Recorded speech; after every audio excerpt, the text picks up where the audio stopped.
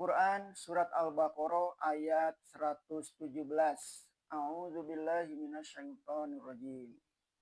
Badi'us samawati wal ardi wa iza qada amran fa innama yaqulu lahu kun fayakun. Yang menciptakan semua langit dan bumi dengan tiada bandingan. Di sana terdapat kalimat badi. Arti badi ialah penciptaan yang mengeluarkan suatu ciptaan belum pernah didahului oleh orang lain. Sebab itu ilmu ungkapan kata-kata yang indah dinamai dalam bahasa Arab ilmu badi. Allah mencipta alam adalah atas kehendaknya dan bentuknya pun atas pilihannya sendiri. Tidak dapat didahului oleh siapapun dan tak dapat disamai oleh siapapun. Sebab itu pula, kalau ada seorang mencipta satu lukisan yang belum dicapai oleh orang lain, ciptaannya itu disebut juga badi. Bahkan kata-kata badi'ah, maaf, bahkan kata-kata bid'ah yang biasa terpakai dalam agama juga ambilan dari kata badi. Kalau ada orang menambah-nambah suatu amalan agama yang tidak menurut teladan daripada Rasulullah, disebut pembuat bid'ah atau mubtadi. Itu pula sebabnya maka tidak mendapat kata lain buat menyatakan maksud dari ayat badi'us samawati wal ard, menciptakan semua langit dan bumi dengan tiada bandingan.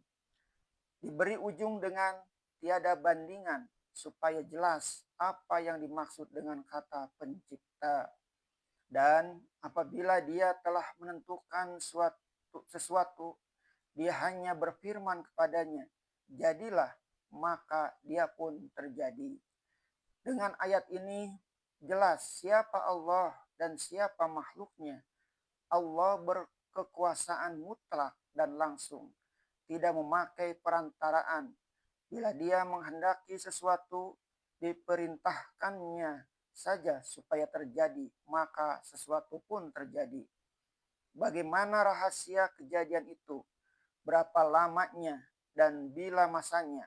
Tidaklah kuat otak manusia buat berpikir sampai ke sana. Yang terang dengan ayat ini ialah bahwa Allah yang seperti itu maha besar kekuasaannya, tidaklah memerlukan anak. Orang Yahudi mengatakan Allah itu beranak, Uzair namanya.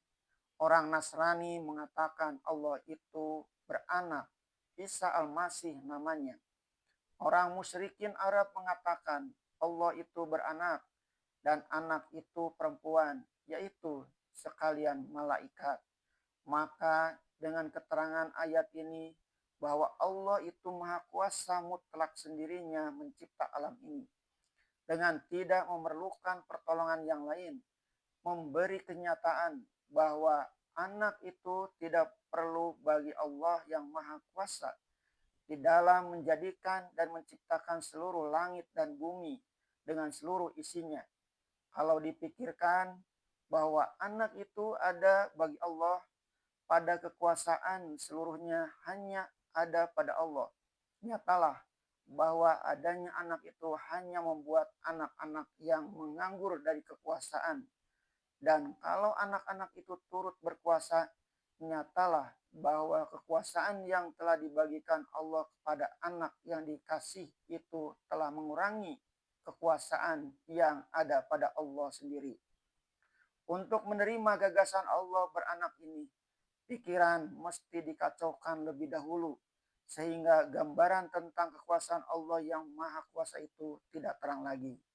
Maha suci dia, dia tunggal, dia khalik, yang selainnya adalah makhluk. Dengan ini maka bulatkanlah ibadah dan persembahan kepadanya saja, karena dia memang esa. Mustahil berbilang, mustahil beranak. Kepercayaan yang pecah, yang tidak tunggal, akan memecah pikiran sendiri.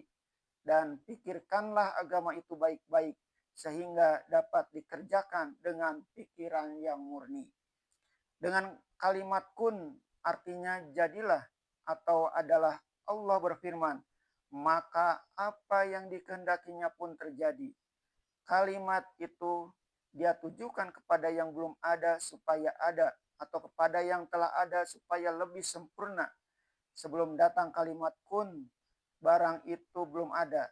Maka takluk adanya sesuatu ialah kepada irodatnya, kehendaknya. Jika tidak dengan irodatnya, tidaklah jadi. Bagaimana pertalian di antara sebelum ada menjadi ada, sejak bila ada, dan bagaimana dahulunya tidaklah ada seorang sarjana pun mengetahui, yang disusun hanya kumpulan dari kemungkinan, hanya sangkaan atau zon, dan itulah yang dinamai ilmu. Sebab hal itu adalah rahasia ilahi yang sangat dalam. Hal itu tertutup buat kita selama-lamanya, sebagaimana juga tertutup rahasia buat mengetahui zat Allah. Kata pendek yang diungkapkan dalam Al-Quran, kun fayakun, jadilah maka dia pun terjadi, hanyalah semata-mata buat mendekatkan kepada paham kita saja. Kita sendiri tidak dapat lagi berjalan lebih jauh dari itu. Kalau dikatakan bahwa alam yang ada itu timbul dari dalam Allah sendiri, niscaya mustahil, sebab suatu ketimbulan hanyalah menempuh salah satu dua jalan. Pertama, timbul yang mesti sebagaimana mestinya timbul panas dari cahaya. Teranglah bahwa timbul yang demikian bukan kehendak dari keduanya ataupun salah satu dari keduanya. Atau jalan kedua, yaitu ada karena perkawinan, sebagaimana lahirnya seorang manusia, maka Allah adalah tunggal dan bukanlah terjadinya apa yang ada ini karena pertemuan di antara satu Allah jantan dengan satu Allah betina, maha suci dia. Setelah ditilik keadaan ini, bertambah tidak perlu diadakan pula anak bagi Allah. Pikiran yang sehat tidak memberinya tempat buat masuk.